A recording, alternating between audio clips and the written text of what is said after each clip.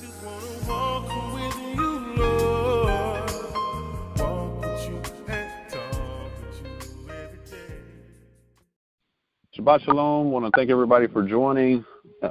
Today's date is Saturday, May 5th, and we're going to resume today with our daily reading plan. We're going to be reading in Jasher chapter 36, and we're going to also be reading at Genesis chapter 35. And so Jasher chapter 36, Sarah, I know you said you would read, so if you can read that for us and get us started. Sure.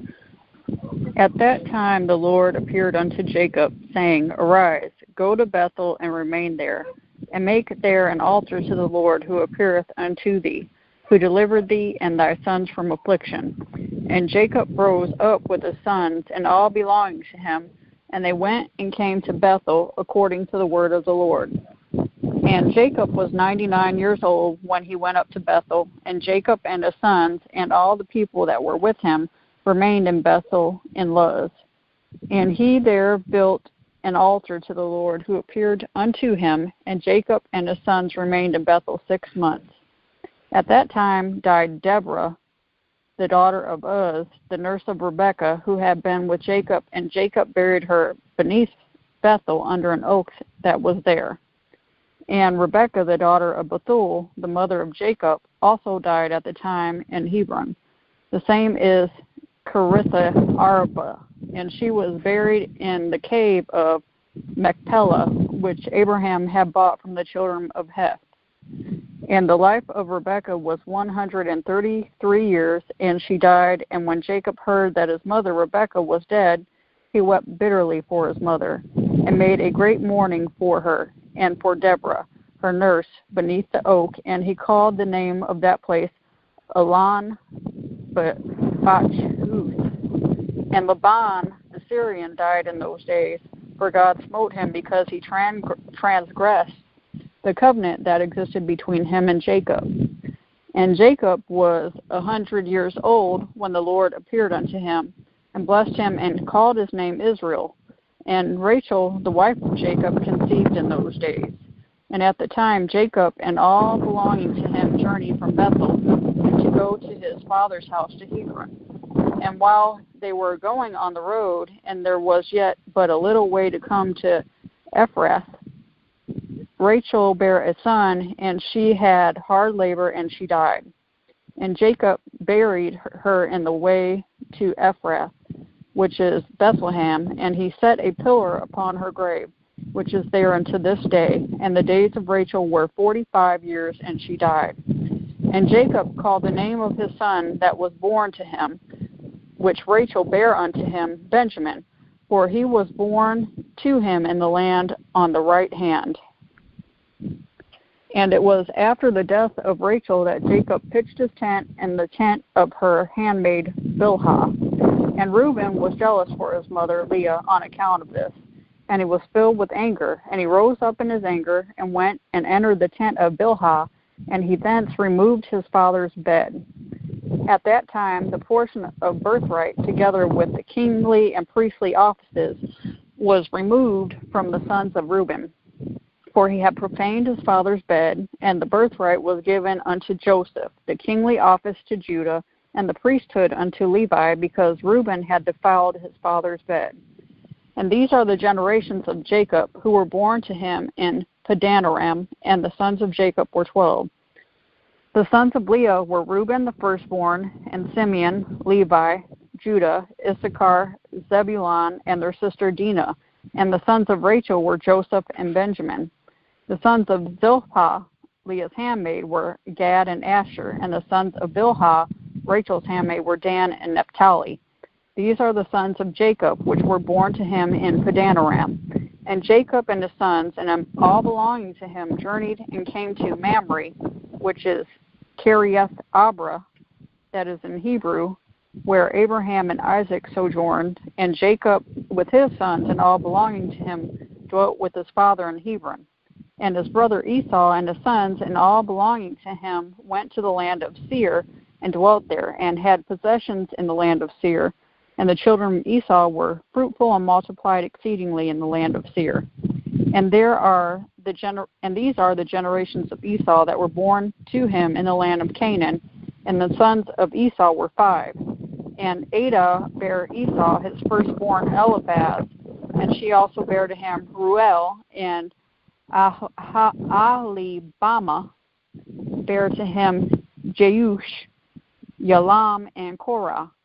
These are the children of Esau who were born to him in the land of Canaan. And the sons of Eliphaz, the son of Esau, were Teman, Omar, Zepho, Gatam, Zanaz, and Amalek. And the sons of Ruel were Nachas, Zerach, Shammah, and Mizah. And the sons of Jeush were Timnah, Alva, Jess.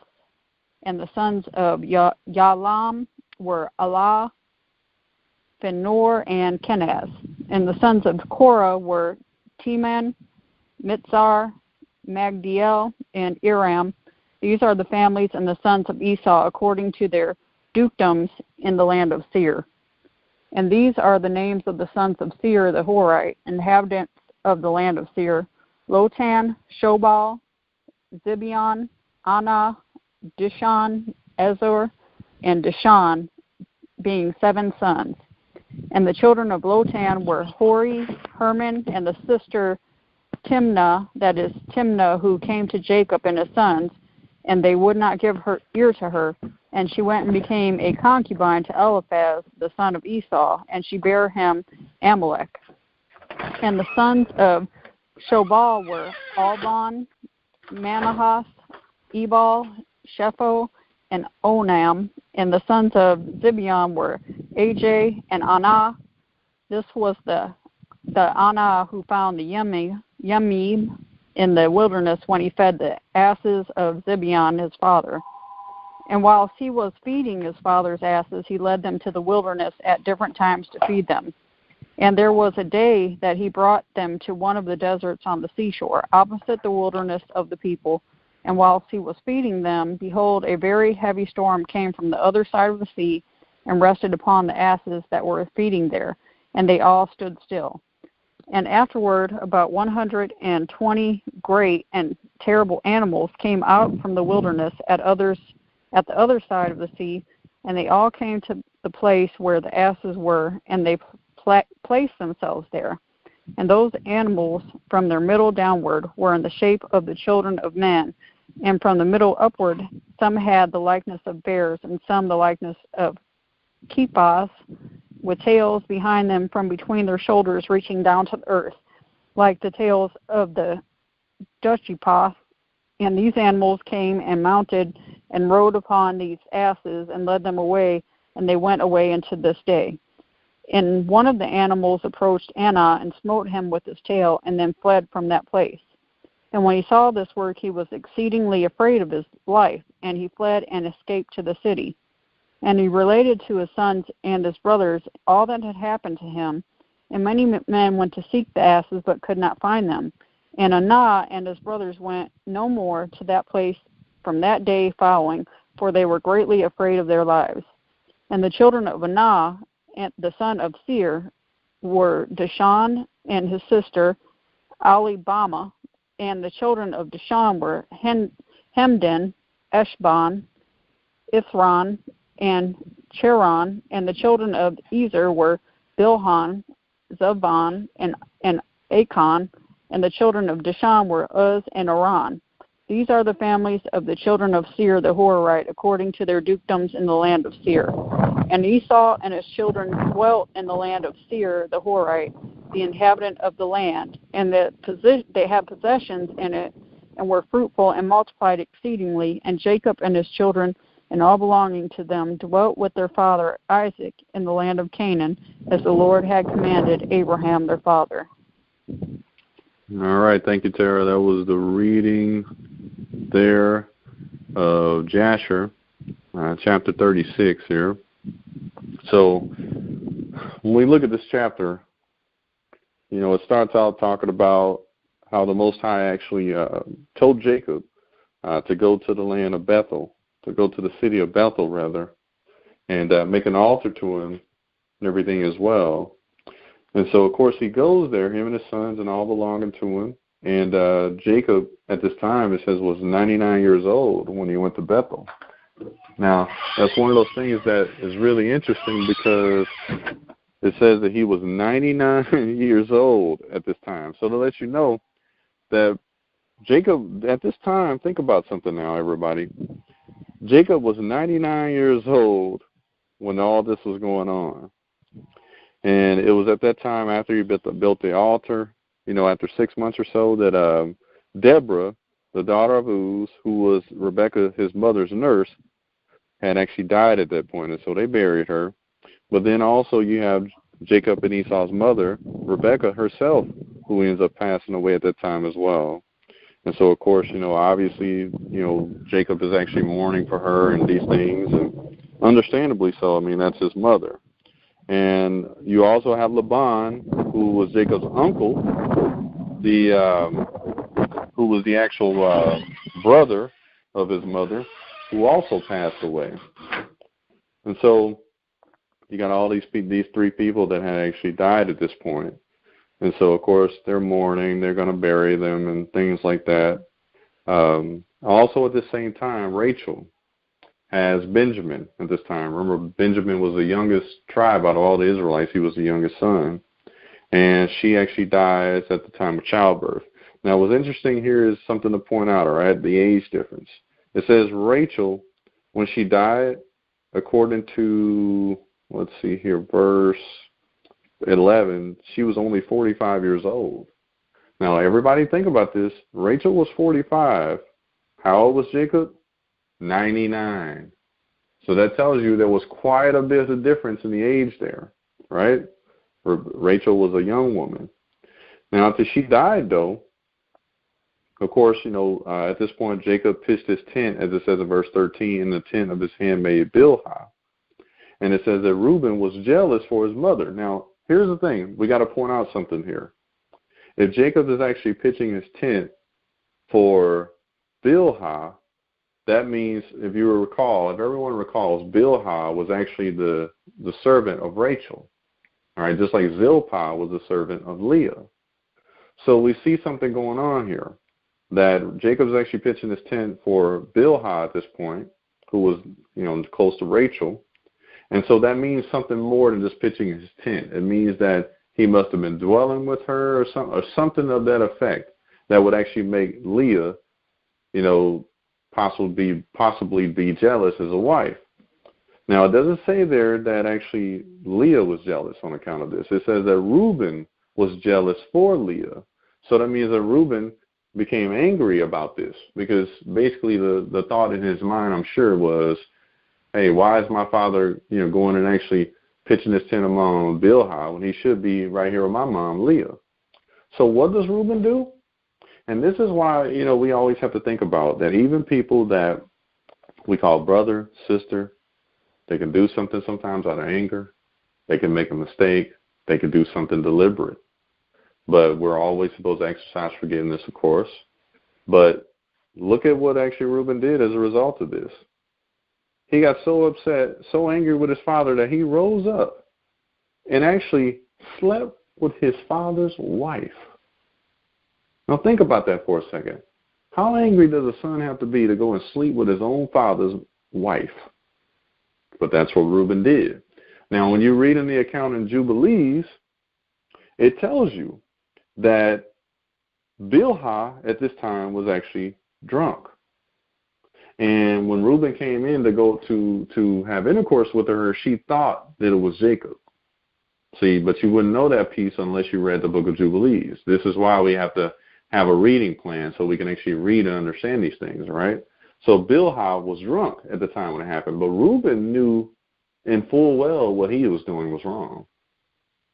All right, but still, afterwards, after this account happened, if you read in the book of Jubilees, it tells you that Jacob never had intercourse with Bilhah after that day going forward.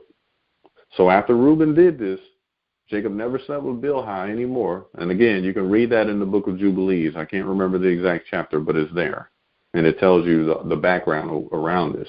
But this is why Reuben actually loses the birthright. And Of course, when you read in the book of Jubilees, it tells you that Jacob was very, very angry with his son Reuben about this, and understandably so. So, of course, it tells us now in verse 15, this is why the birthright at this point passed from Reuben to Joseph. Also, the kingly and priestly offices passed from Reuben. Now, that's very important for us to understand, because in verse 15 here of Jasher 36, it tells us at that time the portion of the birthright together with the kingly and priestly offices was removed from the sons of Reuben. So now you know, if you didn't know before, that Reuben actually had 3 of the offices. The birthright he was going to get, the office of the king, and the office of priest. All this was going to go to Reuben. And he threw it all away just because he was upset about Jacob being with his wife Bilhah, whom Jacob had every right to be with because she was his wife.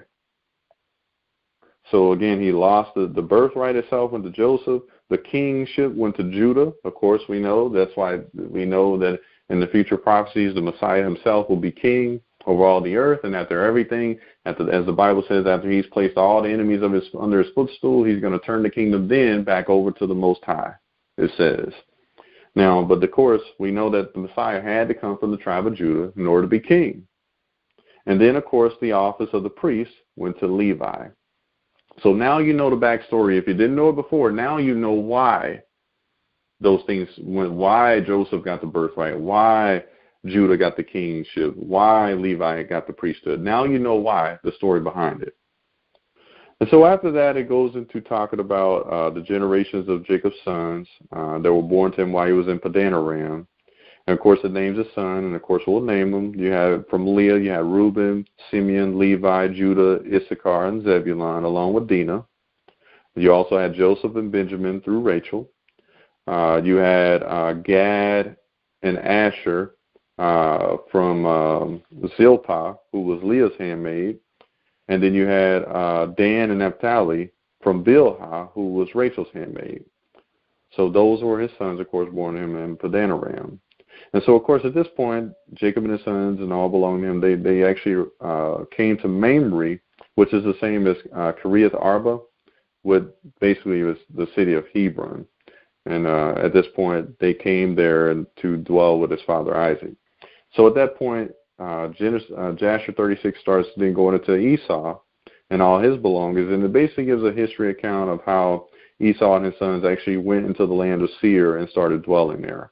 It goes also into Esau's generations, his actual children, like, for example, Eliphaz, and also Ruel, and then some of his other children. And it goes on in this chapter here, going all the way down to verse 25 until it gets to the name of the dukes. And then at verse 26, it starts talking about Seir, because a lot of people don't realize Seir himself was a Horite, all right, from one of the Canaanite tribes. And so it goes into his family line because of the fact that Esau and the Horites actually merged together and started having children together. You know, the place that is called Edom was Mount Seir. That's where the Horites dwelled, Seir and his children. So it goes through all those accounts, and it mentions one account that happened with Anah, who was the son of Zibeon, who was the son of Shobal. And it's an account about when he had his father's donkeys in the wilderness to feed them, how at one point some animals came out of the wilderness and they frightened him and things like that. And so it says that they had the shape of the children of men from their middle upward, some the likeness of bears, some the likeness of kephas. The tails were behind them between the shoulders, reaching down to the earth. So it describes these animals. Now, we can probably make out somewhat of what they are, but there's not enough information in the text here in this chapter to really give us an explanation of really what it was or why this even occurred. But it actually does go into that, as well as concluding with who the dukedoms of the land of Seir were. And so at this point, the chapter ends at that point, and with Jacob and them and all, dwelling with their father Isaac in the land of Canaan, while Esau and his people are actually dwelling in Mount Seir there, which is called Edom. So that is a summary of Jasher chapter 36. Are there any comments or any points anybody wants to bring out?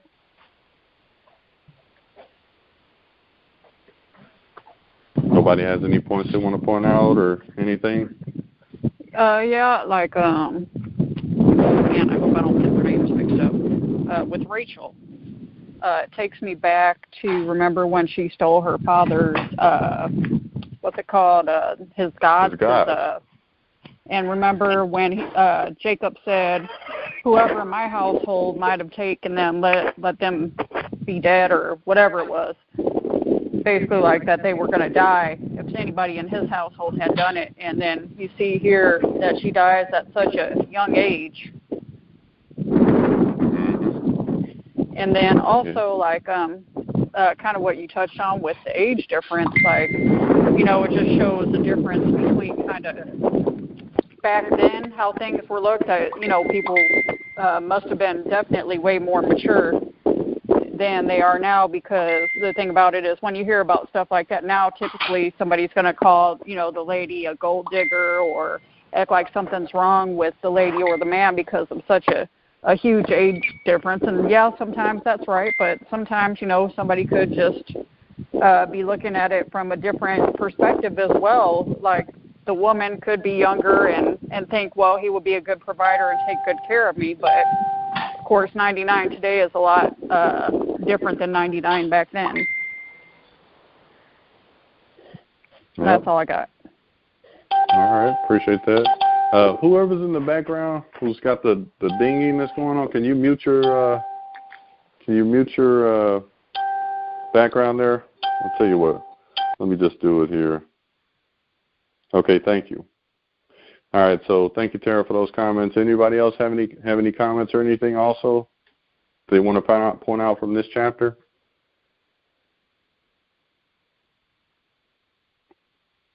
All right. Nobody has any other comments in on Jasher 36? All right. Did you just mute everybody? No, I didn't. Mm-mm. Oh, okay. No, I didn't mute anyone. All right, so then we will then move on then to Genesis chapter 35. And so I'll volunteer to read this chapter here. So Genesis 35, it says, "And the Most High said unto Jacob, Arise, go up to Bethel, and dwell there, and make there an altar unto God that appeared unto thee when thou fleddest from the face of Esau thy brother. Then Jacob said unto his household and to all that were with him, Put away the strange gods that are among you, and be clean, and change your garments. And let us arise and go up to Bethel, and I will make there an altar unto the Most High, who answered me in the day of my distress, and was with me in the way which I went. And they gave unto Jacob all the strange gods which were in their hand, and all their earrings which were in their ears. And Jacob hid them under the oak which was by Shechem. And they journeyed, and the terror of the Most High was upon the cities that were round about them, and they did not pursue after the sons of Jacob.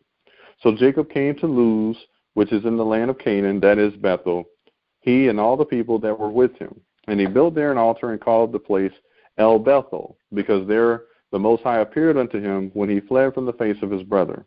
But Deborah, Rebekah's nurse, died, and she was buried beneath Bethel under an oak, and the name of it was called Alambakuth. And the Most High appeared unto Jacob again when he came out of Padanaram and blessed him. And the Most High said unto him, Thy name is Jacob. Thy name shall not be called any more Jacob, but Israel shall be thy name. And he called his name Israel. And the Most High said unto him, I am the Most High Elohim. Be fruitful and multiply. A nation and a company of nations shall be of thee, and kings shall come out of thy loins. And the land which I gave Abraham and Isaac to thee I will give it, and to thy seed after thee I will give the land. And the Most High went up from him in the place where he talked with him, and Jacob set up a pillar in the place where he talked with him, even a pillar of stone, and he poured a drink offering thereon, and he poured oil thereon. And Jacob called the name of the place where the Most High spake with him, Bethel. And they journeyed from Bethel, and there was but a little way to come to Ephraim. And Rachel travailed, and she had hard labor. And it came to pass, when she was in hard labor, that the midwife said unto her, Fear not, thou shalt have this son also. And it came to pass, as her soul was in departing, for she died, that she called his name Benoni, but his father called him Benjamin. And Rachel died and was buried in the way to Ephraim, which is in Bethlehem. And Jacob set a pillar upon her grave, that is, the pillar of Rachel's grave unto this day. And Israel journeyed and spread his tent beyond the tower of Edar. And it came to pass, when Israel dwelt in that land, that Reuben went and lay with Bilhah, his father's concubine, and Israel heard it. Now the sons of Jacob were 12, the sons of Leah, Reuben, Jacob's firstborn, and Simeon, and Levi, and Judah, and Issachar, and Zebulun. The sons of Rachel, Joseph, and Benjamin. The sons of Bilhah, Rachel's handmaid, Dan and Naphtali. And the sons of Zilpah, Leah's handmaid, Gad and Asher. These are the sons of Jacob, which were born to him in Padanaram. And Jacob came unto Isaac his father, unto Mamre, unto the city of Arba, which is Hebron, where Abraham and Isaac journeyed. And the days of Isaac were 180 years, or 180 years. And Isaac gave up the ghost and died, and was gathered unto his people, being old and full of days. And his sons Esau and Jacob buried him. That was the reading of Genesis chapter 35. So there's a few things we want to point out here. All right, so of course it starts out, as we did in Jasher 36, how the Most High commanded Jacob to go up and go to Bethel and actually make an altar to him at that point. But Genesis 35 gives us a little more details here that Jasher 36 did not give us. And it tells us that Jacob actually instructs his household to put away all the strange gods from among them and be clean. He even told them to change their clothing. And he says, now he actually tells them to do this before they go up to Bethel. All right? Now, that's very important to understand, because there's a point I want to point out about that. The whole thing about going to Bethel is, Bethel itself, for anyone that doesn't know, is a combination of two words, Beth and El. The word Beth, like when you see a woman who commonly has the name Beth, it means house. El always means God or power, mighty one. Now, we see this in the comics and everything for Avengers, or the comic books for Superman, for example. His name was called Kal-El, all right? They always have El at the end of some of these characters' names to indicate a god, right? So I point that out to say Bethel just means house of God. But it's interesting that Jacob actually told his household to put away the gods and be clean and change their garments before they went to Bethel. Now, why am I pointing this out? Because it points out something that we should actually take heed to today as well. When we're coming to the Most High, to his altar, we need to make sure we're clean. And that means if we have any gods in our lives, that we need to be putting those gods, getting rid of those gods, those false gods, because that's what they would be, false gods and false idols. Changing our garments indicates would be like changing our attitudes, changing our behaviors, or changing whatever is causing us to be sinful. Someone may say, brother, you're overreaching, all right? But I'm just simply giving a euphemism because of the fact that Jacob had something in mind when he was telling his household to do all these things before going to Bethel to build this altar. And it's not coincidental that it was called Bethel, meaning house of God. So, of course, they go to Bethel, and he does, build the altar as the Most High, tells him to do so. And but before they did, of course, the people gave him all the strange gods that they had in their hand. And it says also that they gave him their earrings, which are in their ears. All right? Now, I'm going to actually translate this here a little bit, because in the BB it says, verse 4, then they gave to Jacob all the strange gods which they had, and the rings which were in their ears. And Jacob put them away under the holy tree of Shechem. Now, it's interesting that it actually mentions earrings here. All right? So that tells us that these earrings at some point must have become something also that were causing them to actually stray in some way from the Most High. Must have became some idols. And when you look at that actual word there in the Hebrew, it's nazim, and it actually means more something like it can mean an earring or a nose ring. All right? But the thing is, we know it was some type of jewelry that they also gave to Jacob as well, and it says he hid him under the there that was in Shechem. So, of course, he journeyed, and remember, everybody, Jacob is 99 years old at this point. Remember, we read it in Jasher 36 when all this was happening. He was 99 years old. All right, and he comes to Luz there in the land of Canaan, of course, the same as Bethel. All right, he built the altar, called it El Bethel. All right, which is kind of like a El Bethel would be kind of like a run-on, because Bethel itself already means the house of God. But it says that he called it El Bethel because there the Most High appeared unto him when he fled from the face of his brother. And when you look up that word there for El Bethel, it still means it means still more like the house of God, or they say something like the God of the house of God, like the head of the house of God, which would still only be the Most High. All right. But so he came there, of course, and at this time, Deborah, who was Rebekah's nurse, she died, as we read there in Jasher. Also, though, at this time, the Most High does something else with Jacob at this time. So I want everybody to think about this. Jacob is 99 years old, and that's when the Most High changes his name from Jacob to Israel. All right? Now think about that for a second, because a lot of times when we actually imagine the story in Genesis, and it's probably because of some of the way that it's told, we imagine Jacob being a young man when all these prophecies come to him, right? But he's actually not. He's already an old man. He's older than all of us on this call. All right? So that's the interesting thing. Jacob was 99 years old when the Most High told him that your name is going to be called Israel, not many more Jacob. And that's when the Most High actually reinforces the promise that he gave to Jacob, that he had already given previously to Isaac and to Abraham before him. When he tells them in verse 11, I'm the God, I am the Most High power, be fruitful and multiply, a nation and a company of nations shall be of thee, and kings shall come out of thy loins. I'm pointing this out for everyone to see that this was a promise that Abraham, Isaac, and Jacob had to be very patient for. Abraham did not actually see the full reality of it during his lifetime. Isaac didn't either. So that's why I'm actually mentioning this. And Jacob himself, whose name was changed to Israel at this point, he was 99 years old when he began to start to see the fulfilling of the manifestation of the promise. And the verse, of course, in verse 12, in the land which I gave to Abraham and Isaac, to thee I will give it, and to thy seed after thee will I give the land. So, of course, Jacob sets up a pillar in that place where he spoke with the Most High. He poured a drink offering on it, of course. And, of course, it tells us in verse 15, Jacob called the place Bethel, which we already know, which was in the present place called Luz before it was called Bethel. So at this point, he journeys from Bethel and he comes to Ephraim. And while he's there in Ephraim, Rachel is giving birth to Benjamin. And she dies, of course, during labor. But it tells us also another detail here that we didn't see in Jasher 36. It tells us that Rachel called Benjamin's name Benoni. All right?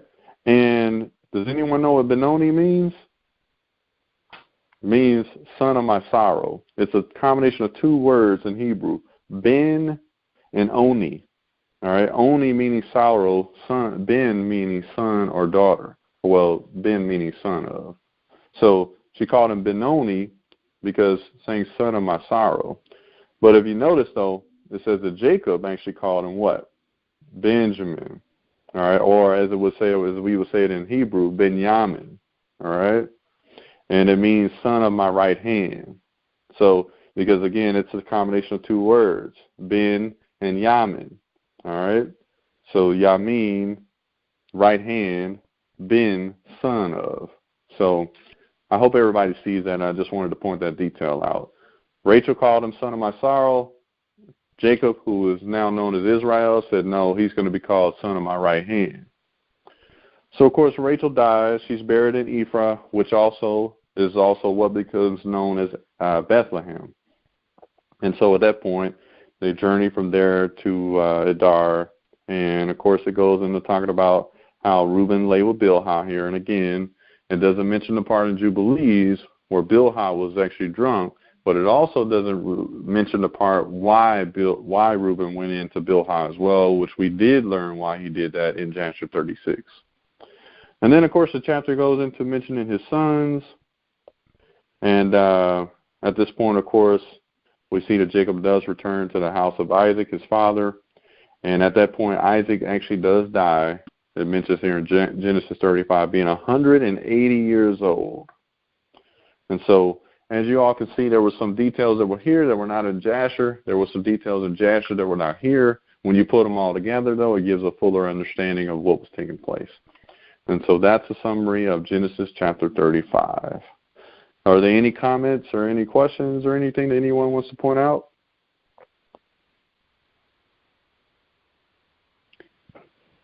I kind of wonder if there was something going on, like with some hidden idols or something, as to why the two ladies had died.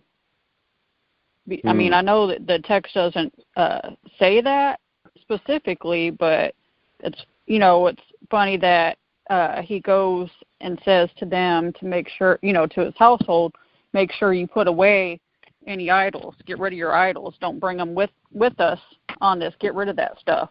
And then, you know, now these women die after that's told. And so it's just kind of something I'm curious about. I know, you know, the text doesn't tell us, but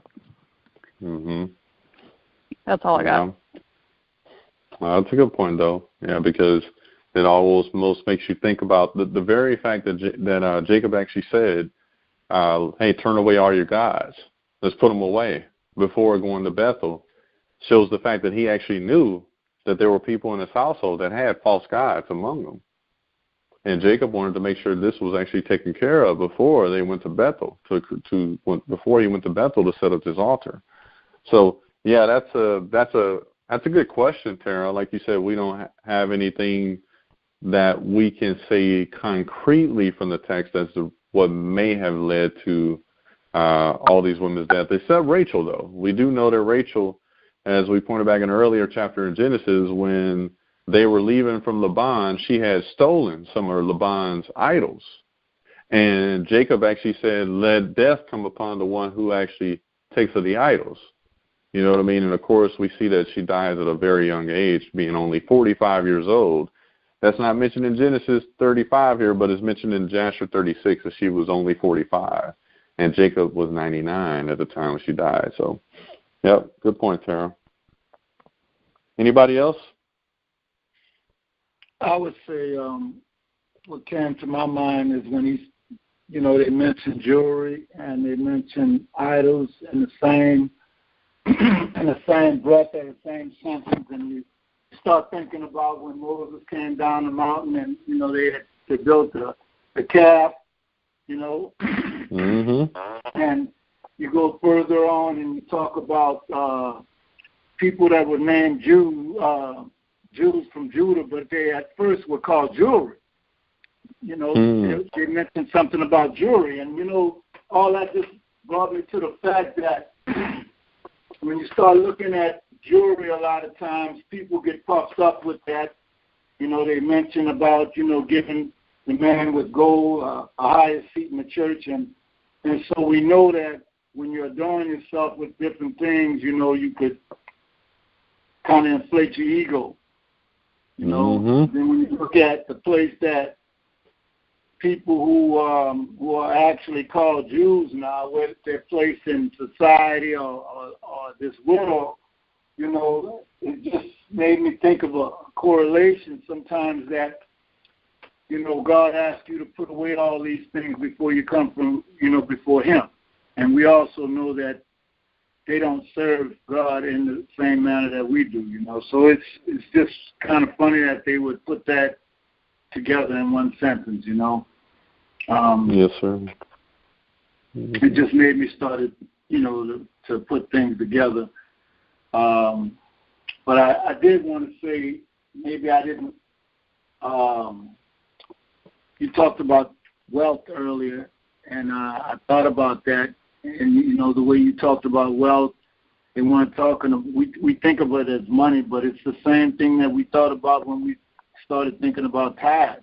And, we thought about money first in that respect also. They weren't talking about money. They just made it money because, like you said, in not reading and knowing the word for yourself, you don't have an accurate knowledge, then you can fall for anything. And this is the reason why, especially myself, I'm excited, but I also have to check myself, because there are times when, there are things that make me don't want to do certain things, and so I check myself constantly, because I know this is what I need. You learn so much from doing this, especially in a group environment, because everybody's bringing in different things.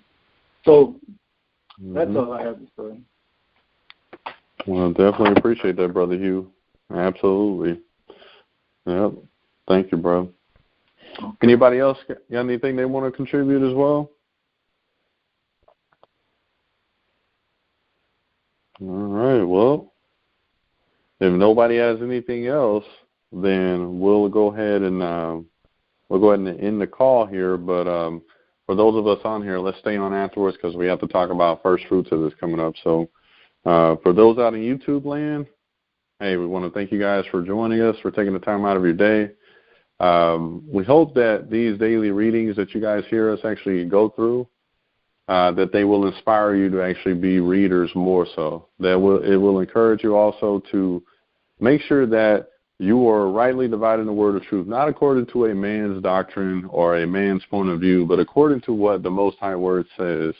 That means not only knowing what's on the pages of the English text of our Bibles, or Spanish text if you read the Spanish text, but also knowing what the Hebrew words behind them actually mean, because there are times when a translation may be translated in English or Spanish a certain way, but the actual translation doesn't necessarily fit with what the actual Hebrew word behind it actually means. So for those of you on YouTube, we hope that you enjoy these daily readings that you hear us go through. It's good to spend some time in the Word just reading and also comparing notes and really just breaking things down, because it says in the Word in Timothy, study to show thyself approved. And so definitely we thank you guys for tuning in. And until next time, Shabbat Shalom.